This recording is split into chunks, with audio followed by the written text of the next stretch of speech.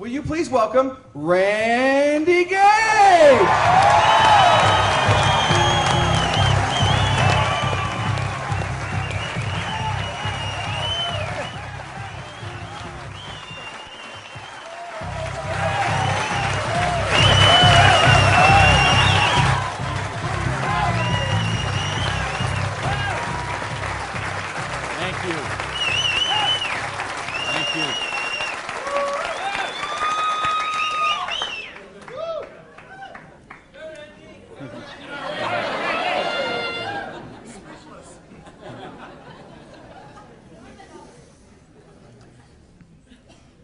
So what do you do when your dream dies?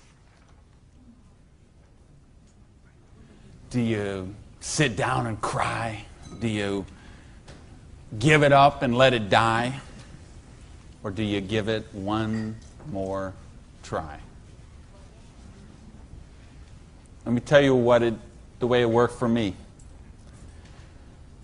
I came to work one morning about 11 o'clock.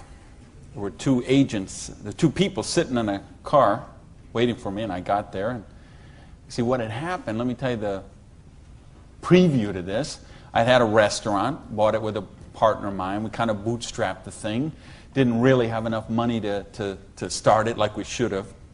We tried to grow it as best we could, but we didn't pay the taxes, and we struggled by and borrowed from this account to that account and this account to that account. And eventually I bought him out, and I sent a letter to the IRS, who's the tax agency there in the States, and said, I'm the new owner here. We've had some problem with taxes. I want to make this right. Let's work out a payment plan. And I never heard anything for 3 months. So I sent a check in there. Here's a deposit, $1,000, good faith. Didn't hear anything for 3 months, so I sent another check, another letter. Never heard a thing for a couple of months until that morning. They're waiting on the car. You Mr. Gage? Yes. I'm agent so-and-so. This is agent so-and-so. We're here from the Internal Revenue Service. We have your letters here. We have your files here. And we know you have $15,000 in back taxes. So we need that money. There's a 100% penalty because they were not filed. So that's $30,000. And then there's the late fees and the interest payment and the this and the that. And we need $37,000 today, or we're going to seize your restaurant. So I was like, I must have left my checkbook at home, right? And so I called my lawyer, I called my accountant, they all said the same thing. There's nothing you can do, Randy. You got to work something out with these people. And I remember hiring a consultant who used to be an IRS agent, and she negotiated with him. She called me one day and she said, Randy, we're at the end of the road. The way they keep compliance is they have to set some examples sometimes, and you had a busy delivery business and they saw those cars going all the time with the signs on them, and they need to make examples, and they just want to make you an example. And so they auctioned off the place on the courthouse steps, $500,000 a year operation. They auctioned it off for $11,000. And I couldn't beg, borrow, or steal $11,000 to get it out of hock, so that was the end of my dream. And I remember driving along in the car that day, not even my car because I didn't have a car anymore. I remember driving along in my friend's car and crying in the car, thinking, I have to call my mother and tell her this. I have to tell my friends this. I mean, I was so ashamed. I was so humiliated. I didn't know what I could do. How was I going to tell people that I had lost my business? And between the $37,000 I owed those guys and then the money I owed for the vendors, whatever money I had left that day, I took and paid off the employees and said, this is the last check you're going to get, so do what you can with it. And that left me $55,000 US, $55,000 in debt. No house, no car, no credit cards, no job. And what do you do in a situation like that? Well, when you have your dream. And see, that was the biggest dream I had at that point in my life. Because as you heard from Ford, I'm a high school dropout. I started off as a dishwasher in a pancake house.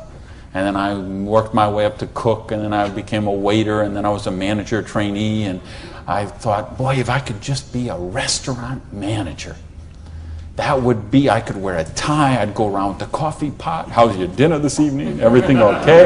You know, I thought, oh, this would be it. Until I got that job. And then I realized I worked 60, 70, sometimes 80 hours a week for a fixed salary. And, you know, and then I became like the problem store manager, and they sent me around to different cities whenever they had a store losing money. They would send me there, and it was my job there to go and be the turnaround guy.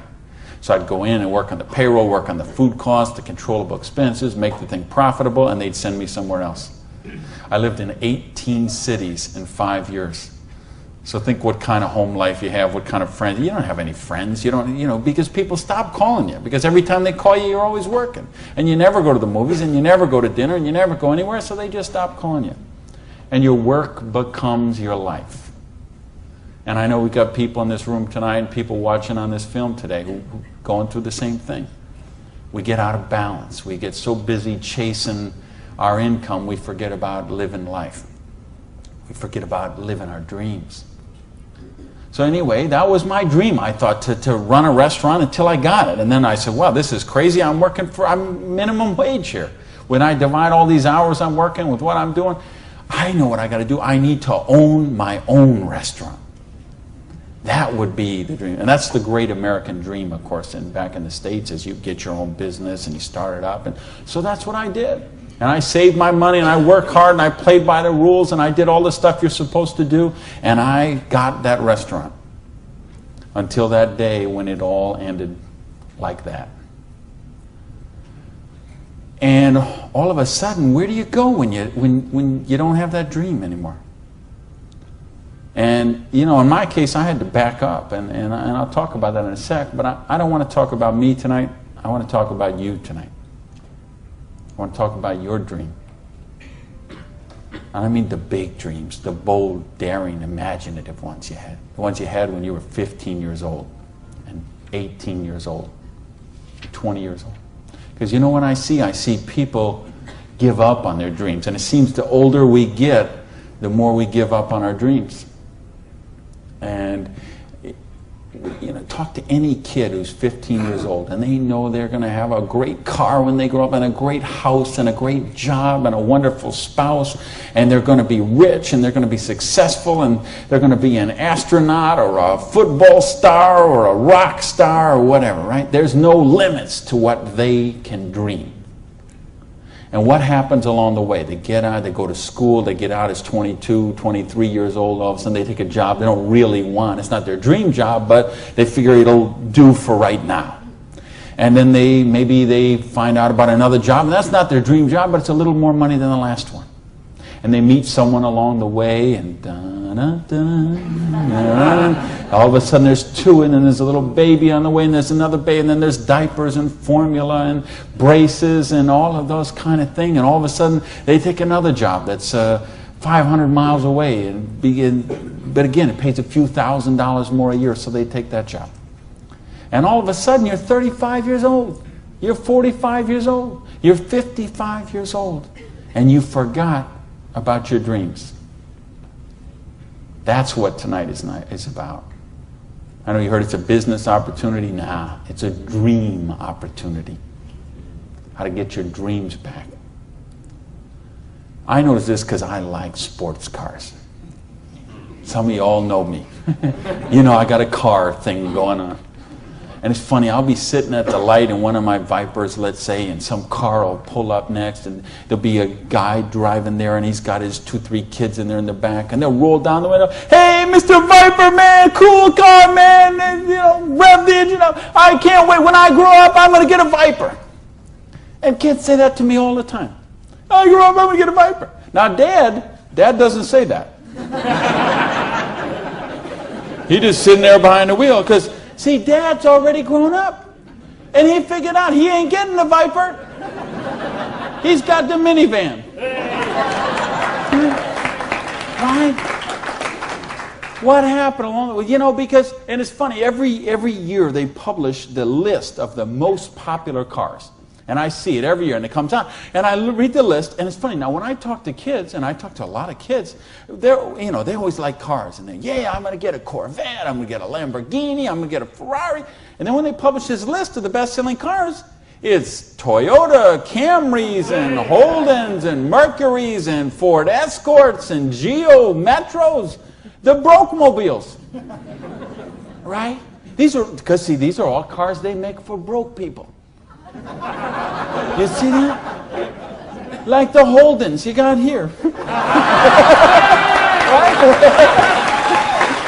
And the Toyotas we got there, and the Chevys we got there, and the Buicks we got there. They make those things for broke people.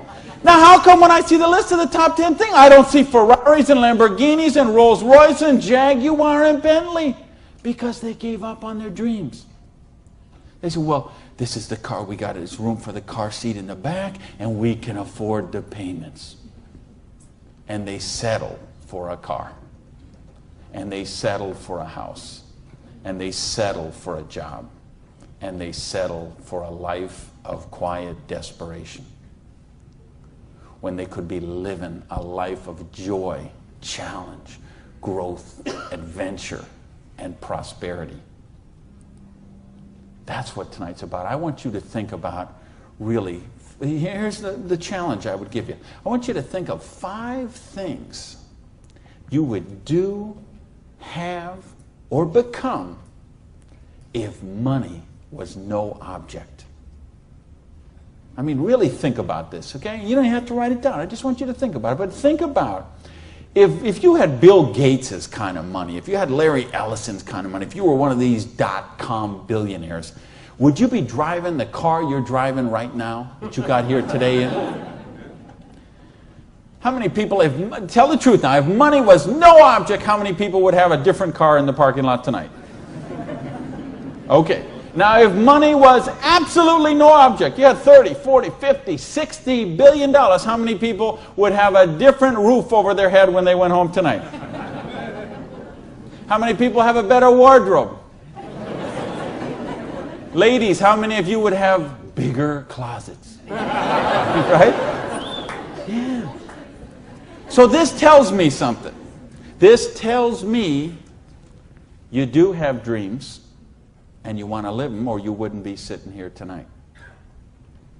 See, most of Australia tonight, most of New Zealand tonight, most of the United States, UK, everywhere where they're watching this video, most people aren't gathered like this. Most people are sitting on a recliner, rubbing the hair off the back of their head, drinking rancid fermented hops, watching the Idiot Box. 6 hours a day. And this is their life. Monday morning, 6:30. The alarm clock goes off. And they get, hit the snooze bar. If I could just get 15 more minutes. And they wait 15 more minutes, and they hit the snooze bar again, and they get 10 more. And then they got to get up, and they rush in the shower, and they jump in the car, and they buy their breakfast through a drive-through somewhere, and then they go to a job they don't like or actually hate. 85% of them, a job they don't like or actually hate, and they get through Monday till 5 o'clock or 5:30 or 6 o'clock, and then they go out and they face the traffic going home. They probably get drive-through dinner somewhere, dinner in a bucket to take home to the kids, get in front of the Idiot Box and sit there in a coma till they fall asleep, or they crawl into bed. Until Tuesday morning, 6:30, it starts all over again. Wednesday, hump day. Thursday, we're almost there. Thank goodness it's Friday. Because you know what Friday means, right? Because Friday means somewhere near the end of the day, the boss is going to say, hey, here, boy. You're going to get out that little paycheck. And they're going to get that paycheck. And for one brief moment in time, it's going to feel like it's theirs. But we know it isn't theirs, is it? because they got all those little window envelopes from the credit card company just waiting for them. And that money is spent long before it ever got there. But for this one brief moment in time, it feels like theirs. So I don't know what they do here in Sydney, but I know what they do in the States. They go out to Pizza Hut. All right? So it's off to Pizza Hut for a deep dish, meat lovers, extra cheese, extra meat, but, Diet Pepsi because I'm trying to hold my weight, And off to the Pizza Hut, and then it's off to the neighborhood video store where they rent 3, 4, 5, 6, 8, even 10 videos to get them through the weekend. And they will spend their entire weekend sitting on that same recliner, rubbing that same hair off the back of that same head, drinking the same rancid fermented hops in a coma all weekend long, video after video after video, so they don't have to think about their life of quiet desperation until Monday morning, 6:30, when it starts all over again. This is life for a lot of people. This is life for millions of people. They're missing out on the real life. They're missing out on the real joy. And I don't want that for you. I didn't come 12,000 miles here to tell you what you want to hear. I came to tell you what I think you need to hear. We got a business here that offers you a chance with unlimited income potential. It's a business to help you be successful while you're helping other people reach success. You choose the hours you work. You pick the people you get to work with. I mean, do you know what a joy that is? Just to be able to pick the people instead of those slobs you're working with. Right? I mean, the tax advantages are extraordinary. The travel opportunity, if you're like me and you love to travel the world, the travel opportunities in this business are simply amazing. Okay? So what's it take to do the business? Well, it doesn't take a lot of money. This is a very low startup cost business. It doesn't take a lot of time. This is a business you can start in 7 to 10 hours a week. And what I'm going to share with you tonight is a 2 to 4 year plan. So you say, is this a get-rich-quick scheme? Yes, as a matter of fact, it is. Okay? Because anything that can get you rich in 2 to 4 years is a get-rich-quick scheme as far as I'm concerned.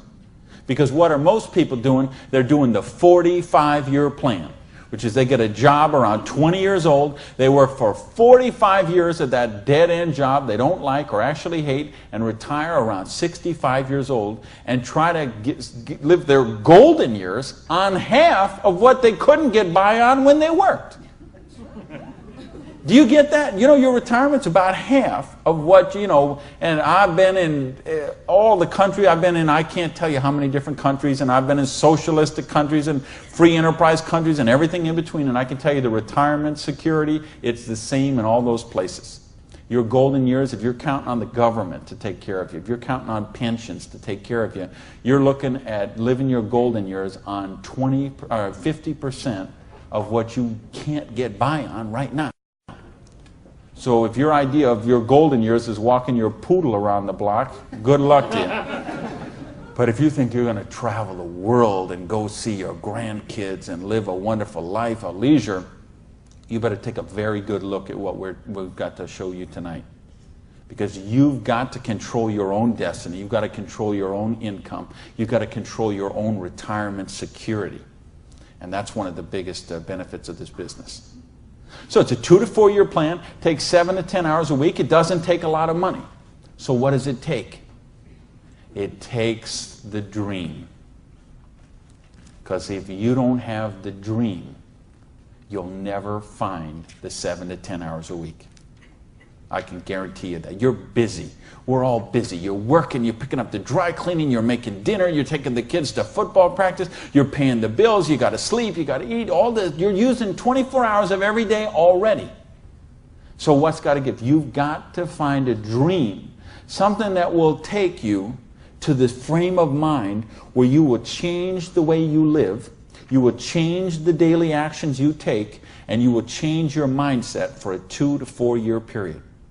So that alarm clock will go off at 6:30 in the morning. You'll get up, you'll have your breakfast, you go to work, you'll work 8 or 9 hours at your job, you'll get out of the job, you'll run somewhere, grab a bite to eat, and go somewhere and work for another 3 hours in the evening. When you could be home watching TV, when you could be with your kids, when you could be with your family, when you could be watching a football game or something else. But you will make a sacrifice. You will say, I will find the 7 to 10 hours a week for 2 to 4 years to build my freedom, to build my security, to build my independence. And don't tell me, ladies, well, I can't do that because of my kids. Let me tell you what I say to that. Don't use your kids as an excuse not to do the business. Use your kids as the reason to do the business. So you can raise your own kids instead of paying someone else to raise them for you. You know, people drop their kids off at a daycare center at 7:30 in the morning and pick them up at 5 o'clock at night. Those poor kids couldn't pick their mother out of a police lineup.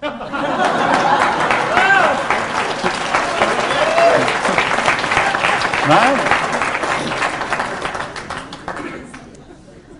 Don't use your religion as an excuse. Let me tell you, I missed a lot of church for a couple of years while I built my business. I was doing meetings on Wednesday nights instead of going to church on Wednesday night. Some Sundays I was in a different city working with a long-distance line instead of being at church. But you know what happened?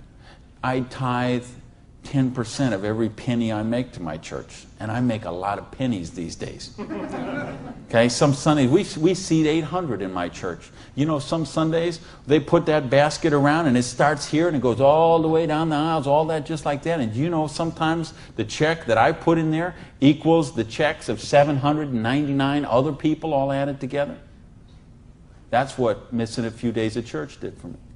Gave me time to serve on the board of the church, 2 years as the president, a couple years more as the Blue Ribbon Committee. I've been able to contribute to the church. I've been able to teach a class on prosperity on that.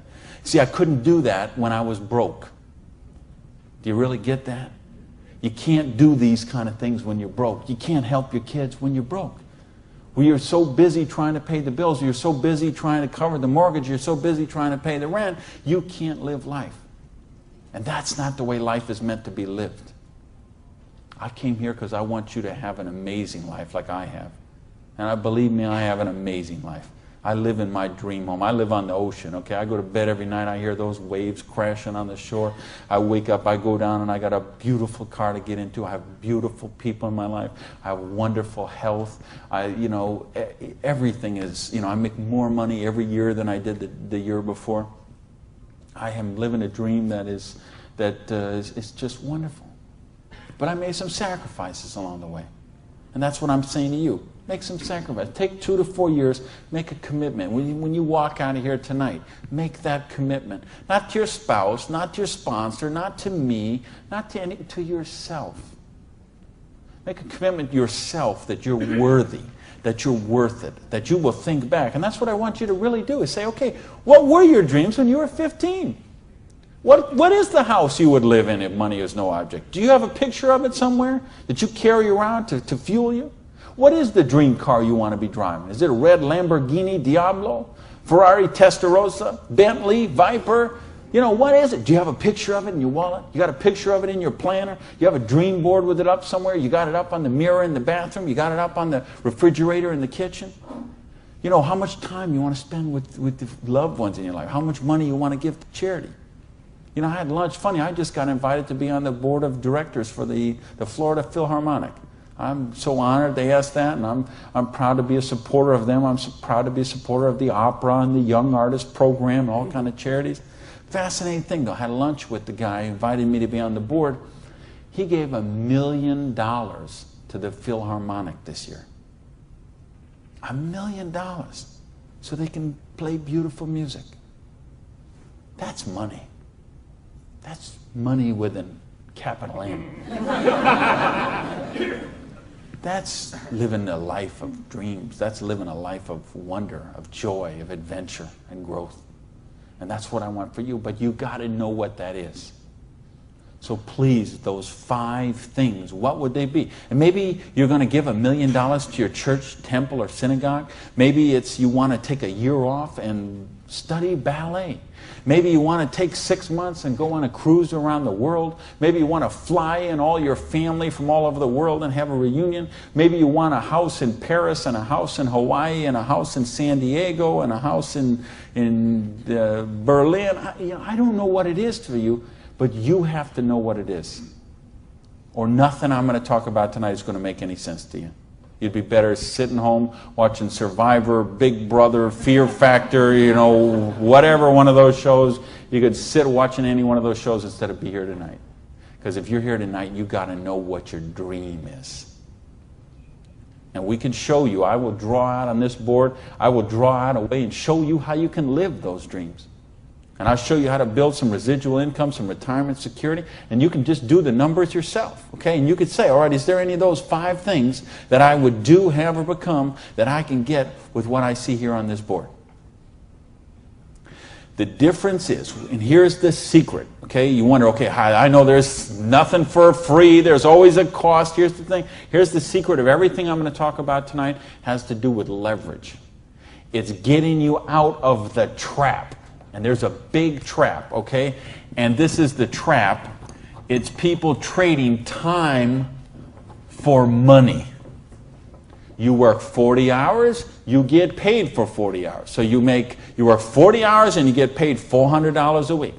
If you're sick half a day and you only work 35 hours, you get paid $350. If you need some extra money because there's something that you want to do, you put in some overtime, so you work 45 hours, so maybe you get $450.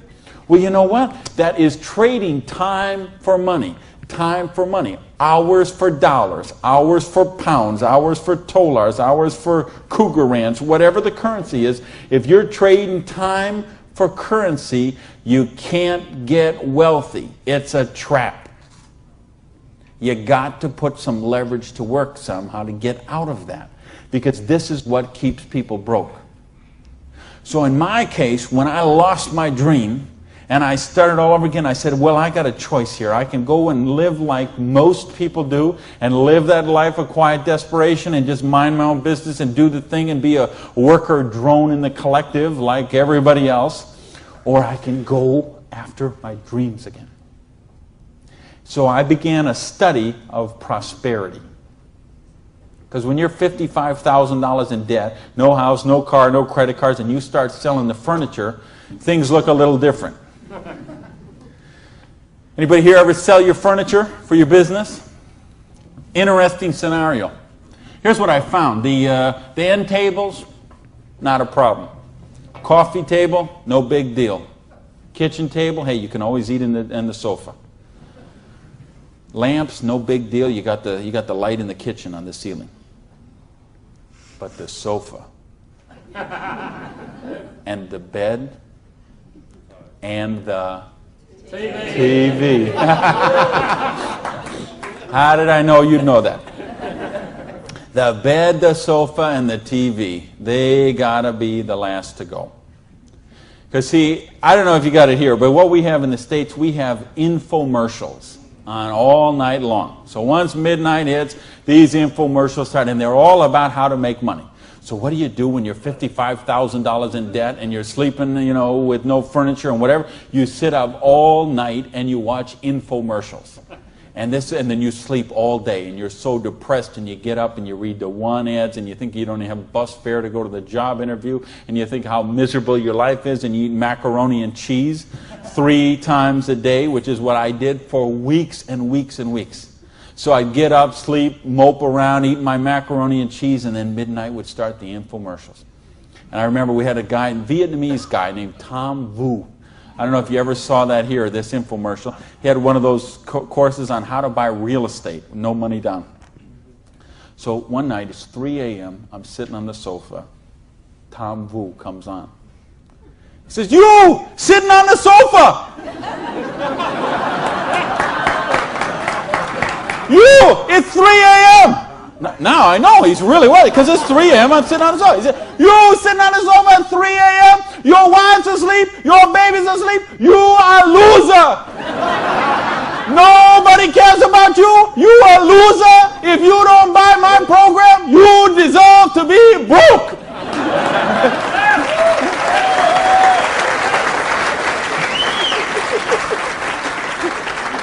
And I'm like, oh, if only I could afford this program. But of course, I didn't have the $199 or whatever it was. So, and eventually, of course, the sofa had to go, the bed had to go, and then the TV had to go. And then something else had to go. And that was my mindset. My victim, loser, woe is me, oh, the circumstances are against me. That mindset had to go. And I had to say, okay, I am sick and tired of being sick and tired. I am sick of being broke. I am sick of being sick. I am sick of being stupid. I'm sick, the truth is I wasn't even broke, okay? Because I would have needed $55,000 to qualify for broke. Okay? I would have been happy to be broke at that point in my life, okay? At that point, I would have been happy to have an alarm clock going off at 6:30 waking me up. Now, is that the dumbest invention you ever heard, though, an alarm clock? You're supposed to wake up when you finish sleeping. But, right, what do? We stuck in the thing. So now at this point, I wouldn't have been happy with an alarm clock. Okay, but I started a study of prosperity. And here's what I found. 2 secrets of prosperity. If you want to be wealthy, secret number 1, you have to be your own boss. You ain't going to get rich working for other people. You know, if you've got to get a job as president of Disney Studios or, IBM calls you up and wants you to be the vice president of operations, maybe you're going to make a lot of money. All I know is those people weren't calling me, okay? And they may not be calling you, okay?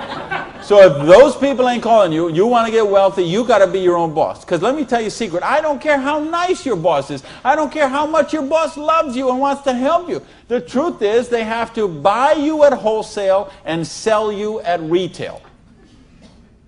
Otherwise, they don't make money and they don't stay in business. So the only way they make money off you is to buy you at wholesale and sell you at retail.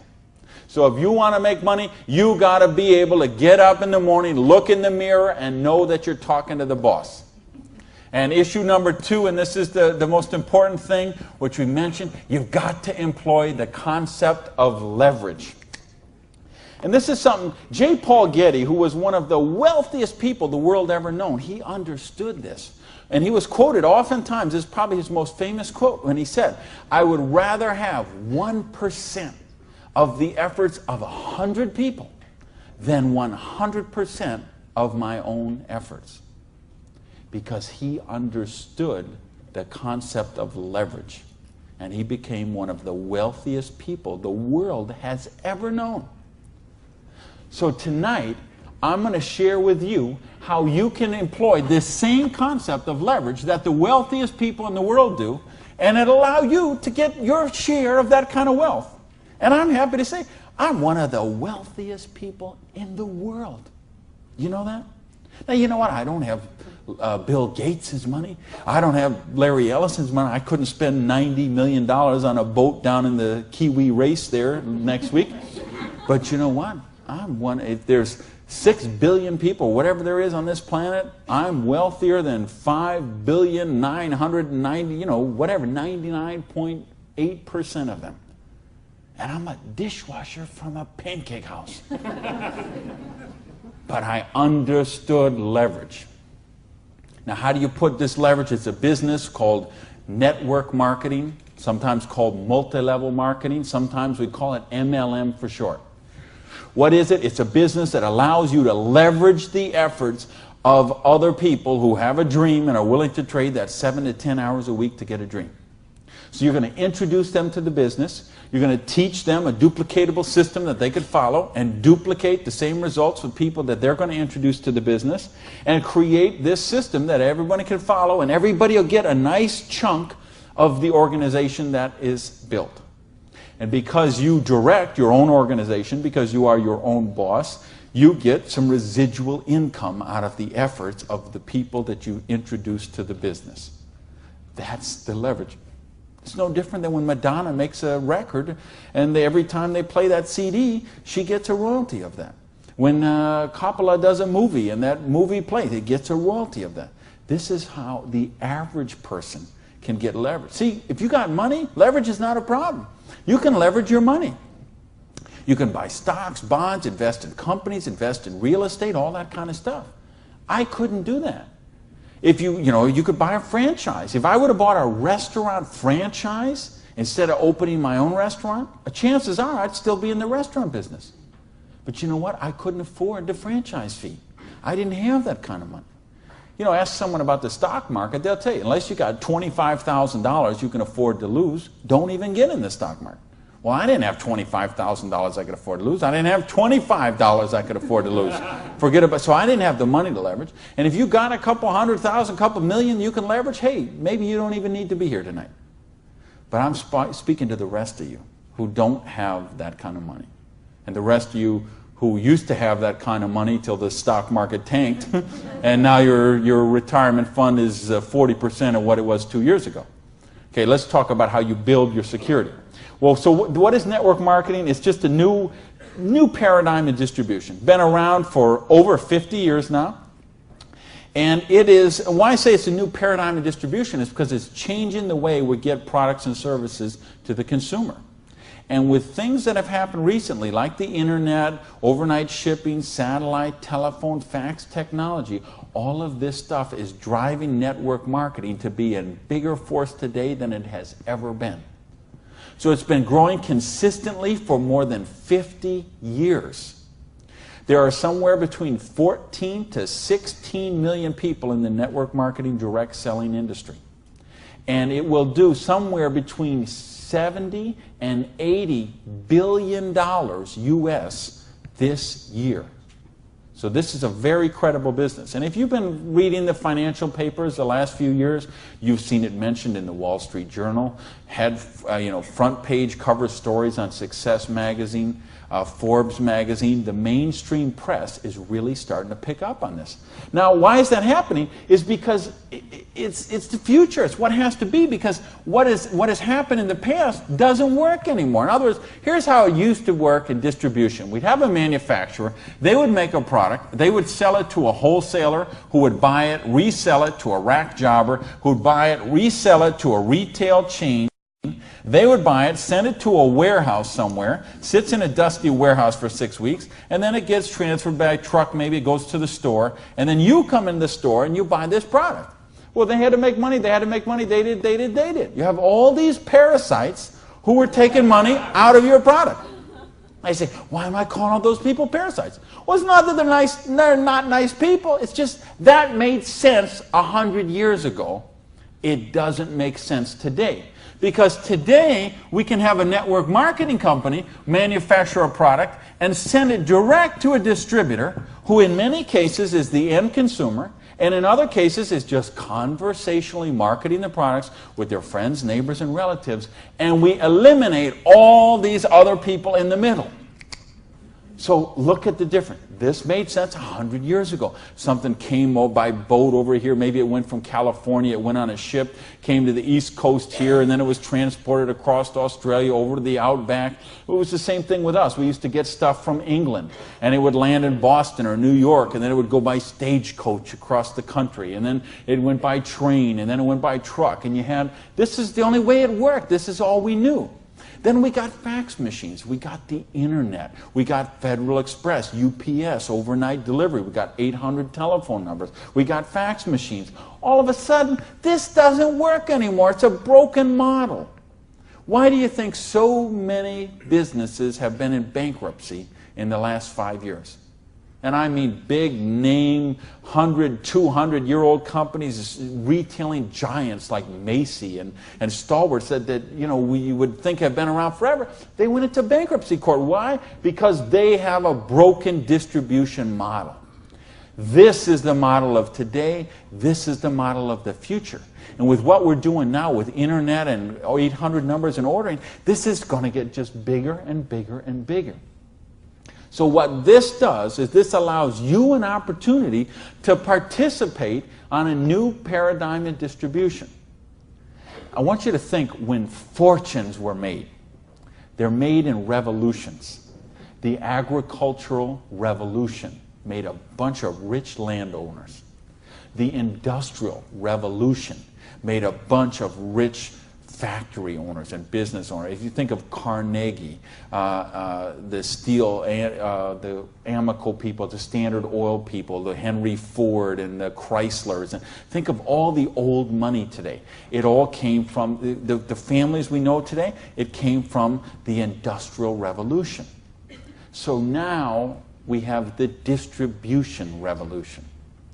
So what this means is that 50 years, 75 years from now, there's going to be a meeting at a hotel somewhere in Sydney, Australia, and they're going to say, think about the old money today, the Gage money, the Hawkins money, your money, and say that was made in the distribution revolution. Because they saw the power of the internet, overnight shipping, fax machines, 800 number, and how to put all this together into the new paradigm of distribution. This is what we're in right now. And I believe the next 2 years is going to be the biggest years of growth in the history of the industry. And you could be a part of it. Well, your income 40 years from now is going to be present on what you do for the next 2 years. Now notice we have all this money that got wasted before. Where did it go? Well, there's two places it goes. Number one, it goes to product research and development. And I'm going to talk about that in just a little bit. And the other place it goes is right here to you, the distributor. The people who actually get involved with the business. All this money that you, because see, sometimes you could go to the store, you could buy a box of cereal for $3.50. The actual cereal, the cost of that cereal might be 40 cents, 35 cents. What is all the rest of that money? It's all this wasted layers of distribution. So see, that isn't necessary anymore. So that money gets freed up, and because you are a pioneer of the industry, because you are somebody with a vision and a dream, and you're willing to trade the 7 to 10 hours a week to get the dream, you are going to cash in about that. I want to sketch out how the business really works, so you get an idea how the money takes place and how you can participate in that. I guess, is this? I think this is, I found the secret. You do it a little different here down under. All right, let's talk about how you make money in the business. You, not me, not them, you. How do you make money? Well, you got a dream. You're willing to trade 7 to 10 hours a week for 2 to 4 years to get your dream. So you sponsor in the business. Okay, you make that commitment. Your sponsor says, all right, I'm going to work with you, train with you. What we're going to do is we're going to help you identify, and I'll use this as an example, 6 people who you know who have a dream and would be willing to trade 7 to 10 hours a week to get the dream. Fair enough? Everybody follow me so far? Everybody follow me so far? All right, just making sure you're not nodding off over there. All right, now let's suppose that everybody involved in the business produces a volume this first month that you get involved in the business of $100. Now notice I didn't say $1,000 or $10,000 or $100,000. I said just $100. Why? Because I want to show you this is very simple, very duplicatable, very doable for everyone. The secret of this business is leverage. We have a lot of people doing a little bit, just 7 to 10 hours a week. So now if you and each of the 6 people you introduce into the business produce a volume of $100 the first month, you'd have $700 worth of volume in your organization, right? Now, we have a lot of different companies represented here tonight. There's all kind of different pay plans. But I think you're going to find, as an average, what you're going to see in the business is you can make about 10% of what your organization does in volume. So if you had 6 people plus yourself, everybody did $100, you'd have $700 volume, so you'd make $70 your first month in the business. Now you say, come on, Gage, you brought me here for $70 a month. I can't even wash my Lamborghini for $70 a month. I understand. But see, believe me, I understand. I know what it's like to keep cars clean. But this is just month number 1. And how much, if you're a doctor, and by the way, if you're a doctor, if you're a lawyer, if you're an accountant, you know what plan you work under? Trading time for money. Just like the bus boy at the Denny's restaurant, the doctor, the lawyer, the accountant, trading hours for dollars, same thing. So how much did you make when you learned to be an accountant? You probably went to school for 10 years. While you learned to be a nurse, when you learned to be a doctor, when you learned to be a lawyer. Think how many. You didn't make anything. So don't be crying about your lousy $70 here, okay? Because you're learning the business. Because look what happens next. Now the second month, we're going to say, we're going to help you help your people. We're going to teach you that duplicatable system to teach your people. And we're going to have them, now we're going to say they're not quite as bright as you are, okay? They didn't quite get this as good as you did. So they each got 5 people that they're introducing to the business, all right? Now, of course, it will not work out exactly this way, because I know some of you accountants there are sitting there thinking, okay, this guy might only get 4. Don't worry about that.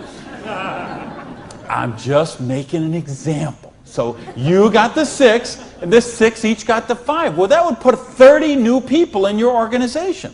Plus, you still have the 6, plus you got you. So now, the second month, you'd have 37 people, each doing $100. How much would that be?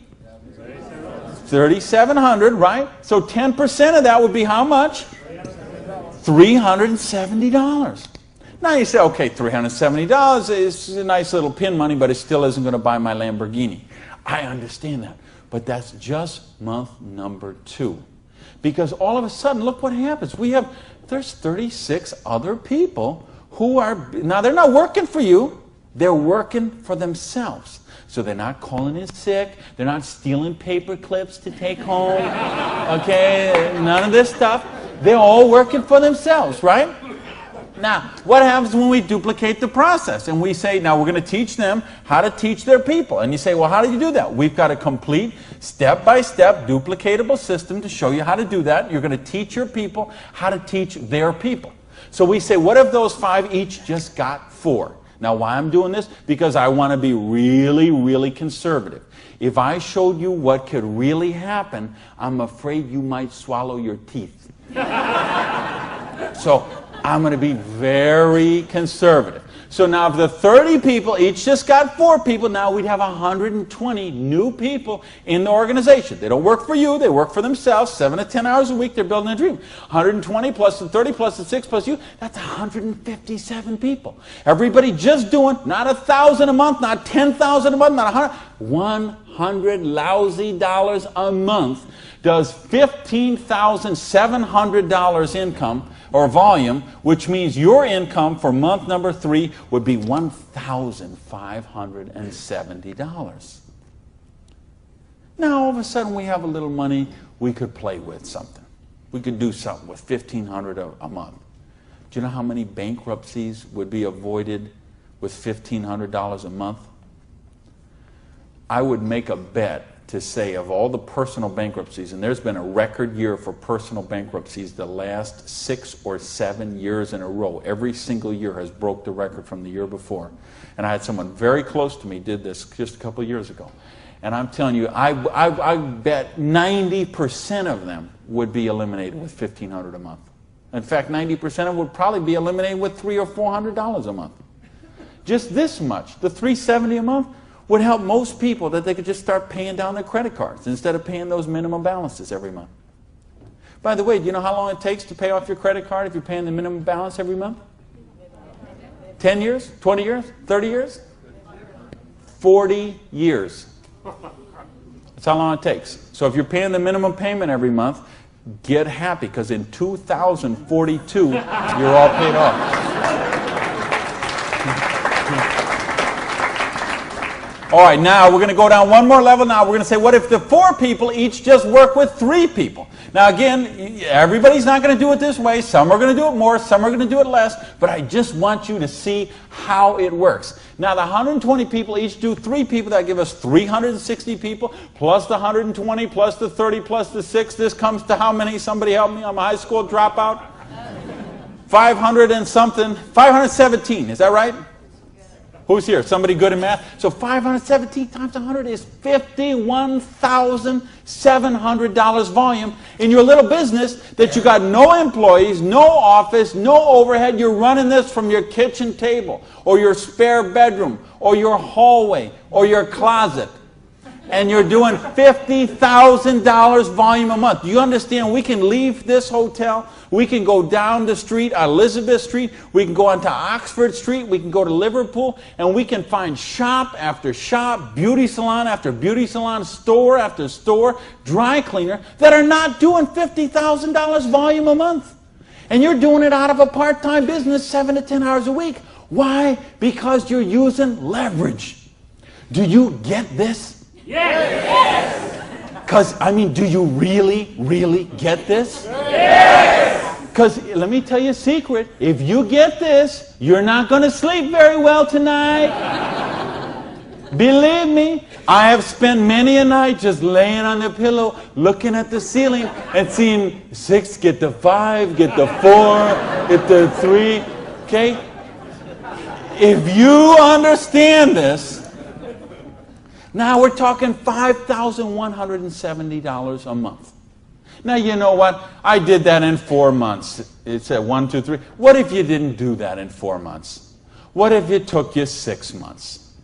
What if it took you 10 months? What if it took you 2 years? I told you it's a 2 to 4 year plan. Okay? And I know what some of you are thinking. All right, but what about if this guy here drops out? We got it handled. Okay? We have a thing called dynamic compression, and so we know when someone drops out, we eliminate that volume, we move up the next qualified person, and the whole organization moves up. So we got that covered too. Okay? So, but what if you didn't do this in 6 months? What if you didn't do it in 10 months? What if it took you 2 years? Would it be worth trading 7 to 10 hours a week for 2 years to have an extra $5,170 a month? Yes or no? Hello!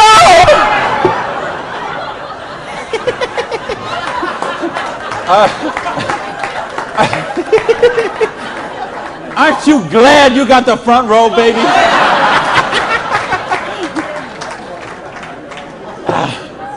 Now, let me get some more water here. And let me ask the question again. Would it be worth trading 7 to 10 hours a week for 2 to 4 years to get an extra $5,170 a month? Yeah! All right. Thank you. That's a little better. That's what I'm talking about. When you get this, when you really get this, you're not going to sleep tonight. Because you see how a dishwasher from a pancake house could become a multimillionaire. You see how a farmer's wife from Utah could make $80,000 US a month. You see how a woman with 2 kids and an abusive husband could leave her husband and become a multimillionaire. You see how people on welfare can build complete financial independence. And they can do it with integrity. They can do it with honor. They can do it with helping other people, giving value, contributing. That's what we got to offer here. So see, now you say, okay, all that sounds good. It looks good, but what's the problem? What is the $100? Well, I told you, remember that whole distribution model? We have all of that money that used to get wasted. Now that goes into product research and development. You will see some of the most cutting-edge, state-of-the-art products in network marketing that you won't see anywhere else in the world today. Some of the best scientific breakthroughs, some of the best health breakthroughs, some of the best wellness breakthroughs, medicine breakthroughs, herbal breakthroughs have been personal care products, environmentally non-toxic, natural products. Some of the most breakthrough products in all of those categories have been brought to the marketplace because of network marketing, because they have the time, the money, the research, the resources to do that kind of research. So what I'm going to ask you is, if you're here, you're looking at this for the first time tonight, if you're on the video and you're seeing this for the first time tonight, you have a conversation with the person who invited you here. Have a conversation with the person who asked you to watch the video. And they will give you a catalog. They'll give you some brochures. They might have some tapes, some videos, some other things, and you'll find out about these products. What I want you to see tonight, right now, is the big picture. how the distribution model works, because this is how fortunes are made. People who recognize new paradigms become pioneers in those paradigms, and they reach the reward for generations sometimes. So the products are there. Next question is, say, what about the support? I don't know anything about this business. I've never done it before. How can I do the business? Well, that's what the system, we keep talking about a system. In other words, we've got a system where we're going to teach you how to do the business, and we're going to teach you how to do the business while you actually do the business. That's why we've got this presentation up on the internet. That's why we have this meeting in this hotel here tonight. You have a sponsorship line. So you see, a lot of people say, well, I don't want to be this guy here. I want to be this guy right at the top, because look at all these people he's got under him. Well, you know what? This guy or this gal down here, this person and this person and this person and this person, and all the way up to the company, all those people work for that person for free. Because every one of those people have a vested interest in their business. So you want to have 150 people between you and the company, because they all work for you.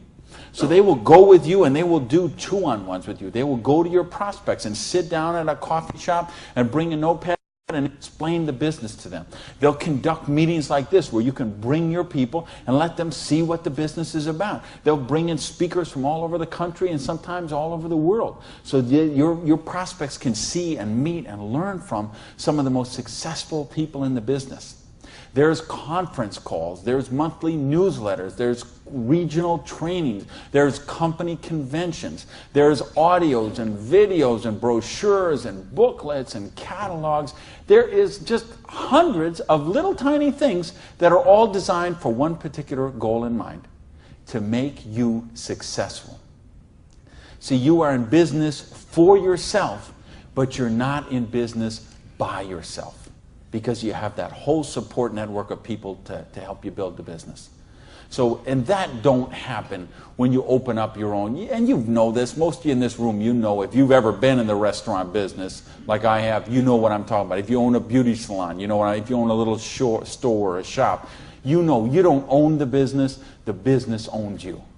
And you know, if you work for someone else, you're never going to get wealthy that way. So what we've got tonight is a model that lets you work for yourself, but not by yourself, and it gives you the option to build your future. Now, I want to give you 3 options. If you're thinking about the business, I want to suggest 3 things to you. Option number 1 is you say to me, you know what, Randy, that sounds good, it looks good, but you know what, I'm one of the 1/2%. I love my job, and I get paid exactly what I'm worth. Well, you know what? If that's you, I don't know how you still made it this far in the room tonight, but if you did, thanks for staying. And then we'd love to have you as a customer, okay? And what I'd ask you to do is to talk to the person who invited you tonight and ask them about the preferred customer program. Because I told you, we've got some of the most cutting-edge, state-of-the-art products that you're going to find anywhere. And the difference is, if someone in this room or someone who asked you to watch this video told you about them, they will become your personal customer service representative. So you're not calling some 800 line that you never met, or sending things off and going into a store and standing around for 20 minutes trying to get someone to wait on you. You're going to have the personal attention of somebody who knows you and cares about you and will look after your needs personally. Now, option number 2 is what we call the small business. You say, you know what, Randy, this sounds good. I like the idea of being my own boss, and I like the idea, or maybe you're looking at a nutrition company and you say, well, I'm a chiropractor, massage therapist, an iridologist, or physical therapist, and I want to sell this stuff to my clients. Or maybe you're being presented to a personal products company and you own a spa or a gym or salon and you think you could sell them there. Or maybe it's a cleaning product stuff and you've got a cleaning service and you could sell them to your clients. Well, if you're looking to just kind of use the products yourself, buy them at wholesale, and then conversationally market them to your friends, neighbors, and relatives, that's a small business. And if you want to make a couple $100 to a couple $1,000 a month, the small business option would be the one for you. Now, there's one more option, and that's the big business option. Okay? And that's the stuff that we're talking about right now. Meaning, you're not looking just to retail a couple products to a friend. You want to build complete financial independence. You got a dream.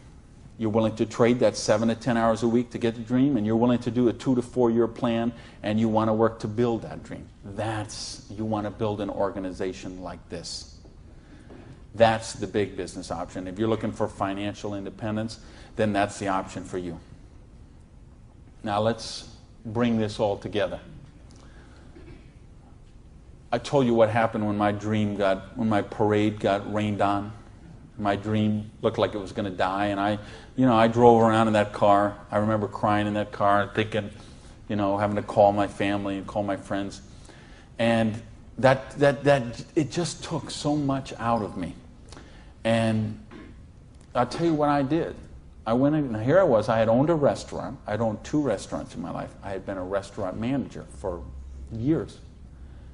I went and found a restaurant in South Miami, a little diner that was open for breakfast and lunch only, way in the Southwest where I didn't know anyone, and I got a job as a breakfast cook, flipping eggs. For 2 reasons. Number one is they would pay me cash every week. They would cash my paycheck, give me the cash, because I didn't have a bank account, because if I had a bank account, the tax people were going to seize it. So I needed someone who would pay me cash, and I needed to go get a job and just make some money to buy macaroni and cheese.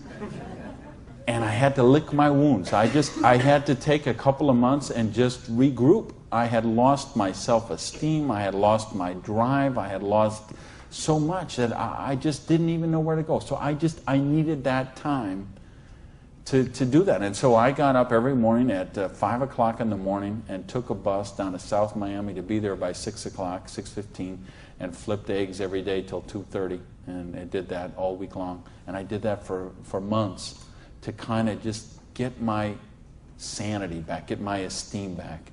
And then I went back to this business. And see, I didn't have the money to get back in the business because I still owed tens of thousands of dollars. But I had been in the business once. I had made some money. That's where I got the money to buy the restaurant initially. And what had happened, I'd been with a new company. It was not a stable company. I got some money. I bought my restaurant. That company went out of business. Well, then I was in the restaurant and working 80 hours a week, and then it just, that's what happened. So now, owing $50,000, I knew I was never going to pay this off flipping eggs, and I knew I was never going to pay it off even if I got a job as a restaurant manager. I mean, do you know how long I'd have to work as a restaurant manager before I could make $55,000 and pay it off? And I owed even more then because I had borrowed a bunch of money just to live. So I said, I've got to get in this business. So I went to someone I knew in the business who knew me from before, and I said, you know me, you know that I can work, you know I have a dream. I don't have enough money to get in the business.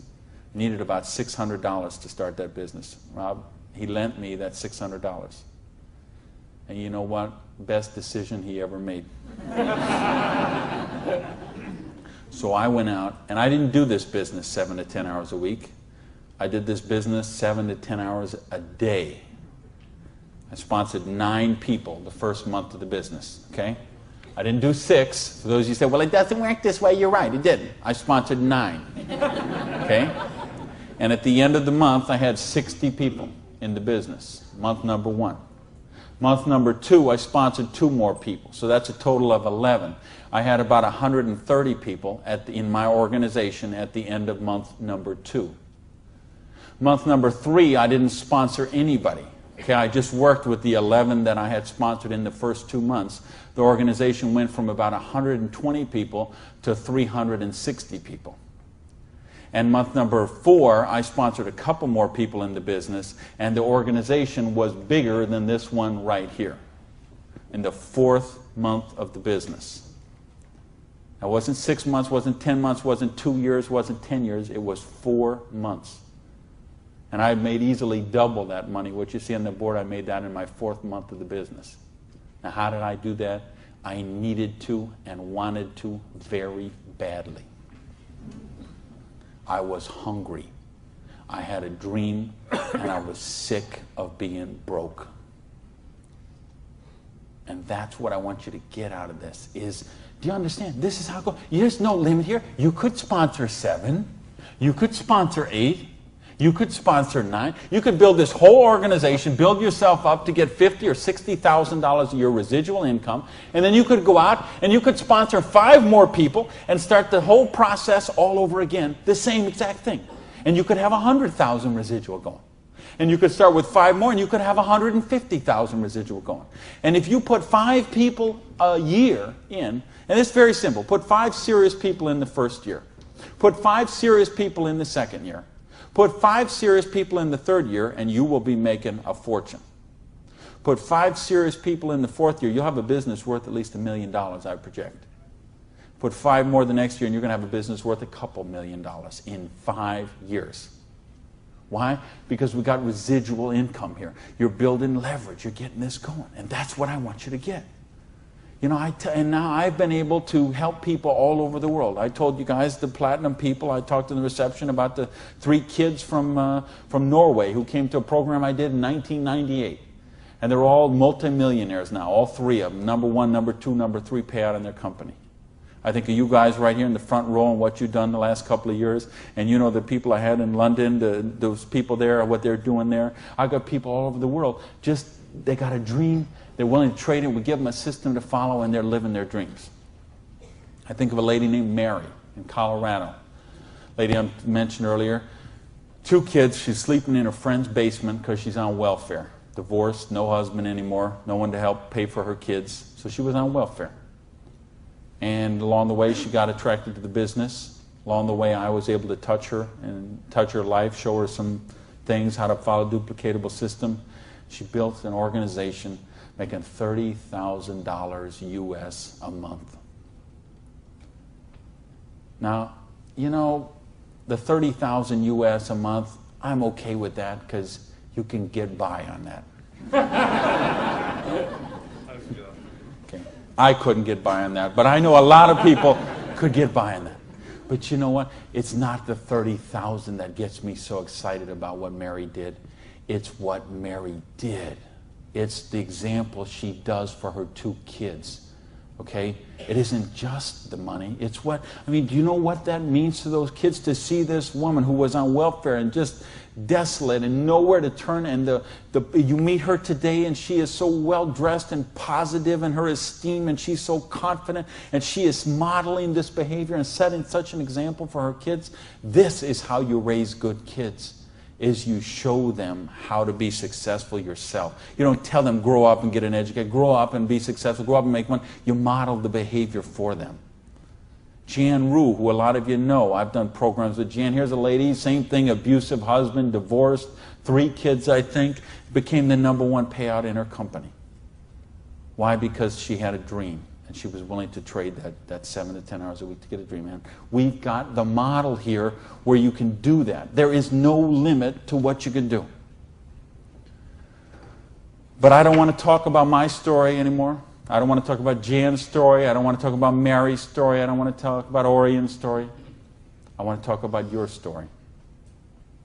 I don't want to talk about my dreams, Jan's dreams. I want to talk about your dreams.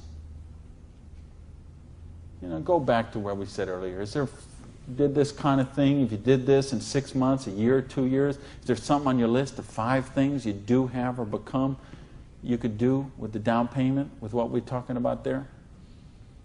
And if not, how big is your dream? How, are you willing to pay the price? Are you willing to live your dreams? Because if you are, we've got the business that will allow you to do that. So I got a couple questions for you, and then I'm out of here. I'm looking for 1-word answers. Question number 1. Do you believe you're really worthy of success? Yes! Question number 2. Are you really willing to live your dreams? Yes, baby!